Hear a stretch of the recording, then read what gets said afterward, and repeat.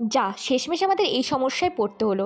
Hello guys, তোমাদের সাথে আমি আজকে একটা খুব ইনফরমেটিভ ভিডিও নিয়ে চলে এসেছি যে যারা যারা দার্জিলিং কিংবা কার্শিয়াং যাচ্ছ, যদি তারা নিজের বাইক নিয়ে বা নিজের কার্স নিয়ে যাচ্ছ, তাহলে অবশ্যই কিন্তু আমার এই ভিডিওটা শেষ পর্যন্ত দেখো। তোমাদের অনেক সমস্যার সমাধান হতে পারে এই ভিডিওটা দেখলে। আমরা ফার্স্ট টাইম গিয়েছিলাম পাহাড়ে, তাও নিজের বাইক নিয়ে, তাই জন্য আমাদের কিছু কিছু সমস্যার সম্মুখীন হতে হয়েছিল।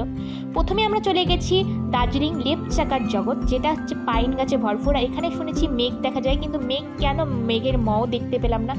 ভীষণ সানি ওয়েদার ছিল, তাই জন্য রোদ ছাড়া আমরা এখানে পাইন গাছ ছাড়া কিচ্ছু দেখতে পাইনি। যাই হোক, তারপর ওখান থেকে ফিউল ভরতে চলে গেলাম।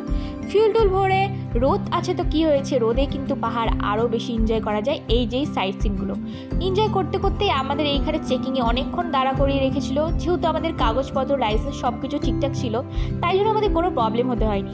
যারা যারা পাহাড়ে যাচ্ছ, নিজের কিন্তু গাড়ির কাগজপত্র অবশ্যইগুলো সাথে নিয়ে যেও, আর হেলমেট কিন্তু মাস্ট, দুজনেই হেলমেট ক্যারি করবে। আর কিন্তু এভাবে গেলে তোমাদের আশা করি কোনো রকম প্রবলেমে পড়তে হবে না। এবার ওখান থেকে আমরা মিরিকের পথে রওনা দিচ্ছি, আর যেতে যেতে দেখছি যে এত সুন্দর ভিউ। যারা যারা বাইকে গেছো তারা কিন্তু জানো যে পাহাড়ে কত সৌন্দর্য উপভোগ করা যায়। তোমাদের ভিডিওটা কেমন লাগলো জানিও অবশ্যই।